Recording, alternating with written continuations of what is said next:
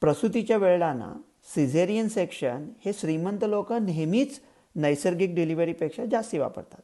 कधीकधी ते उपलब्ध आहे म्हणून पण करण्यात येतं. कित्येक वर्षापूर्वी इंग्लंडमध्ये एक खेडं होतं. तिथे हॉस्पिटलच नव्हतं.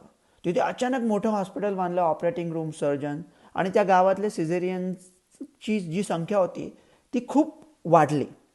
आता तुम्ही विचार करा, तुम्ही रेल्वे स्टेशनला उतरता आणि तुम्हाला जायचं आहे रामगडला. टांगा आहे 20 रुपयाला, मोटर 100 रुपयाला. तर मनुष्य स्वभाव आहे ना, पाचपट पैसे मिळवून मोटरने नेलं.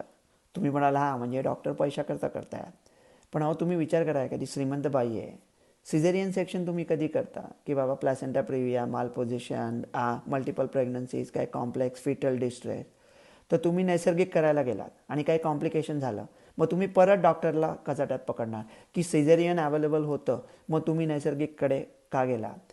आणि असं म्हणतात की पहिलं सिझेरियन झालं तर पुढे मुलांची व्हायची संख्या कमी होऊ शकते का. संख्याशास्त्रप्रमाणे थोडी कमी होऊ शकते, पण होत नाही. एकदा सिझेरियन झाल्यावर पुढे नैसर्गिक डिलिव्हरीसुद्धा होऊ शकते.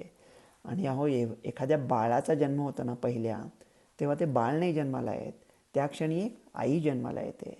आता त्याच्यामध्ये तुम्ही हिंदू मुसलमान हे जिहादा करतायत, मुद्दाम म्हणून डॉक्टर करतायत, असं कशाला आणताय. जन्माची वेळ आहे ना. तू हिंदू बनेगा न मुसलमान बनेगा, इंसान की औलाद है इंसान बनेगा. डॉक्टर रवी गोडसे.